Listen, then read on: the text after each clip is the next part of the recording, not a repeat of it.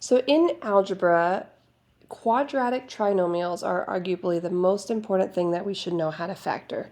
So when I say quadratic trinomials, I mean something like this. Quadratic meaning a power of 2, trinomials meaning I have 3 terms. That's what you're going to see the most often when we're talking about factoring. And so really quick, let's kind of work backwards here with what we have done. So you guys previously have multiplied binomials together. We've had something like x plus 6 times x minus 4. And really quick, just some definitions.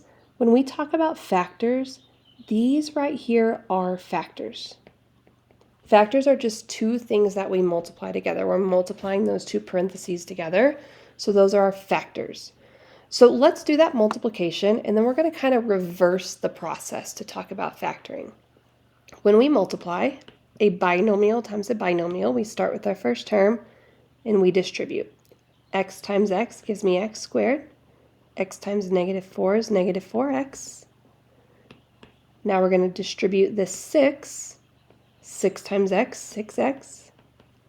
6 times negative 4, negative 24. So if we combine our like terms, we can put our x's together. We end up with x squared plus 2x minus 24. Okay, so when we talk about factoring, it's basically like we're doing this completely backwards. This is going to be our problem. We're going to have a quadratic trinomial. As you see right here, we get the same thing. And we're going to be going backwards. This is going to be our answer. Those two binomial factors are going to be our answer to the question. So I want you to notice a pattern really quick. I want you to look at this number and this number.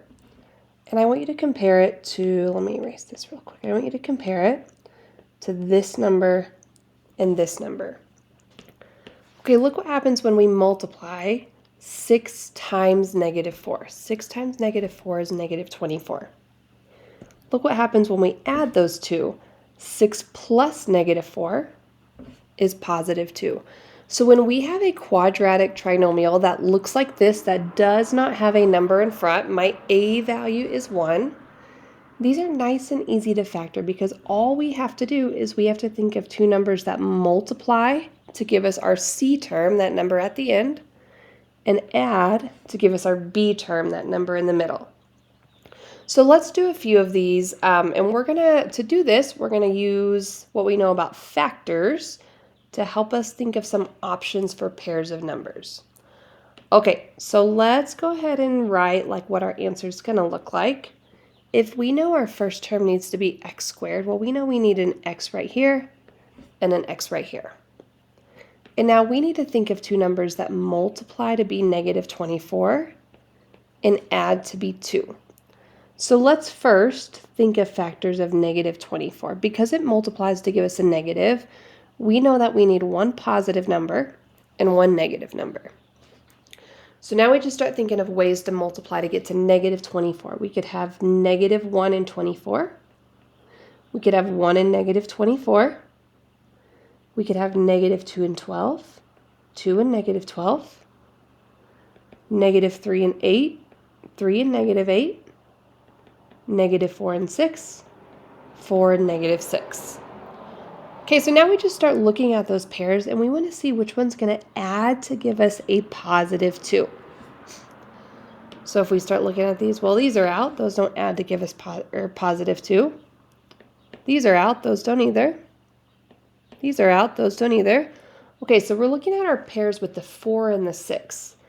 If I do 4 and negative 6, well, 4 plus negative 6 is negative 2. We want positive 2, so that one's out. So we look at this pair here, negative 4 and positive 6. Negative 4 plus 6 gives me positive 2. So we're going to have minus 4 and plus 6. And notice, this is really the question we started with. We could have seen what our answer was going to be starting from there. We just have to look for two numbers that multiply to be this, add to be this. This is our answer. These are our factors. So when our instructions say to factor, we're looking for those parentheses, for those binomial factors. Okay, let's do the same for this one right here. We have x squared plus 9x plus 18. We want two numbers that multiply to give us 18, add to give us 9. They're both positive, so we know both of our factors are going to be positive. So we can do 1 times 18, 2 times 9, 3 times 6. Well, now we're looking for which pair adds to give me 9. Well, this one does. 3 plus 6 is 9. So let's write our binomial factors. They're both going to start with x because x times x is x squared. We're going to have a plus 3 and a plus 6. And if you ever want to check your work, just redistribute and make sure we end up with the same expression we started with. I'll do it on this one real quickly, and then we probably won't for the rest of them. So if I distribute, we have x squared plus 6x plus 3x plus 18. If we combine like terms, x squared plus 9x plus 18. We ended up with what we started with, so we know that's our answer. But this right here is what I'm looking for. Those are your two factors. Okay, let's do a few more like that.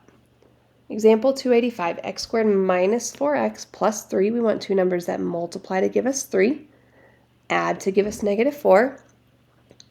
So think about what kind of numbers we need. If it's going to multiply to give us a positive number, well, it's either got to be two positives or two negatives. But if we needed to add to give us a negative number, well, we know it has to be two negatives then. 3 is pretty nice because there's really only one way to get to 3. We can have negative 1 and negative 3. We check it. Negative 1 plus negative 3 is negative 4. So my factors are going to be x minus 1, x minus 3. Again, you could multiply it out and check it if you wanted to, just to make sure we end up with what we started with. Okay, if we continue, x squared minus 8x minus 20, we want two numbers that multiply to give me negative 20, add to give me negative 8. So I want factors of negative 20. We know that we need one positive and one negative. And kind of a hint here is look at your middle number.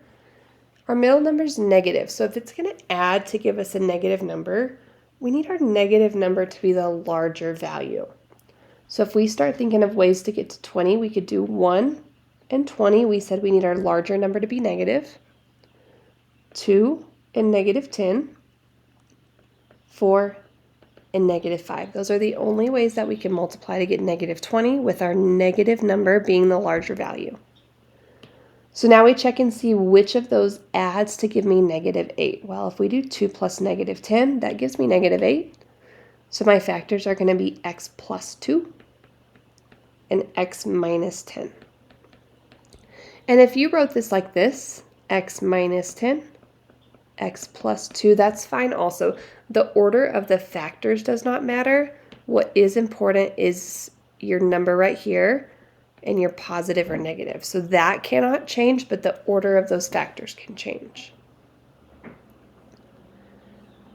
All right, on 287, we have a couple variables here. We're going to treat it the same way. We know that we're going to start with a because a times a is a squared. And we know we're going to have a b right here.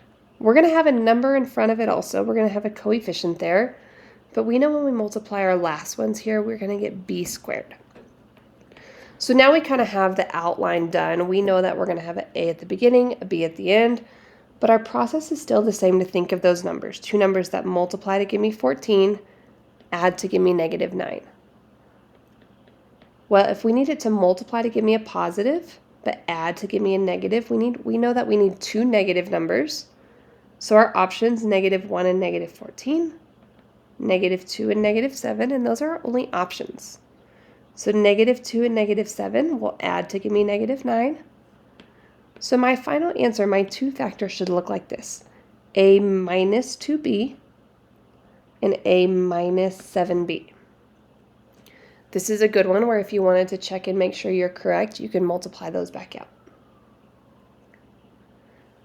Okay, we have x squared plus 5x minus 6. We need two numbers that multiply to give us negative 6, add to give me positive 5.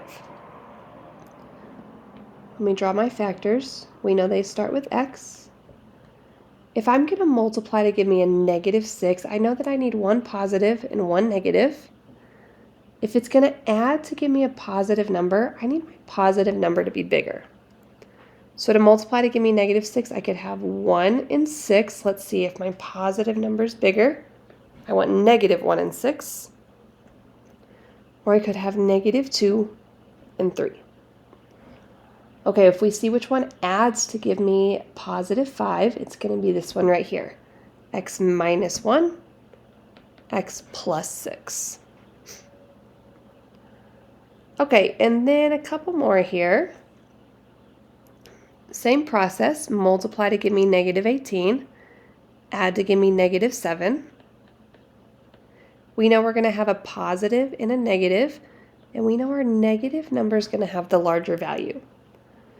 So we could have 1 and -18, 2 and -9, or 3 and -6.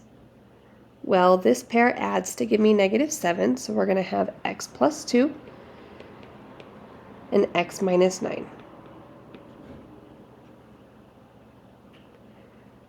Okay, another one that has multiple variables. It's the same process we did, but notice there's no coefficient in front of our middle term. So I'm going to put a 1 right there, in this case a -1. So let's kind of set up our binomials. They're both going to start with an m, and they're both going to have an n at the end. So now let's think of two numbers that multiply to give me -30, add to give me -1. We know we have one positive, one negative, and our negative number's got to be the bigger number. So we can have 1 and -30, 2 and -15, 3 and -10, 5 and -6. Those are all the ways that we can multiply to give us -30. If we look for the pair that adds to give me -1, well, 5 plus -6 is -1. So we're going to have m plus 5n, m minus 6n. Those are our two factors. Okay, on example 292, we have x squared plus 2x plus 6. We want to think of two numbers that multiply to give me 6, add to give me 2. Since it's all positive, we're looking for two positive numbers, a positive and a positive. So we could have 1 and 6, 2 and 3, and that's all. Okay, if we're checking for ones that add to give me 2, 1 plus 6 is 7, 2 plus 3 is 5. So there are no options that add to give us +2. So this one cannot be factored. Another way to say that is that this is prime. If it cannot be factored, it is prime. All right, and then example 293 here. Notice this one looks a little bit different. We do have a coefficient in front of our x squared. So anytime you see something in front of the x squared, the first thing we're going to do is see if we can factor that out. See if there's a greatest common factor. So if we look at 3, 24, and 45, they are all divisible by 3. 3 is their greatest common factor. So I'm going to take that out. I'm going to divide everything by 3 first. Notice I can't take any x's out because this doesn't have an x. So I end up with x squared minus 8x plus 15. Okay, now look at what's inside here. We said this is our greatest common factor. If we look at what's left inside, that looks like all of the problems that we just factored. So we're going to treat this the same. We're looking for two numbers that multiply to give me 15, add to give me -8, and we just leave that 3 tagging along. It doesn't disappear, we just keep it out in front. That's our greatest common factor that we took out. So if we think of factors of 15, to multiply to give us +15, we need either two positives or two negatives. Since it's going to add to give me -8, we know that they're both negative numbers. So we could have -1, -15. We could have -3, -5. Well, this pair is going to add to give me -8. So we're going to have x minus 3, x minus 5. So if you see a number in front, right here, the first thing you want to do is see if you can factor that out. See if there's a greatest common factor. If you can, continue factoring like normal. If not, we're going to use a different method that we will learn in another video.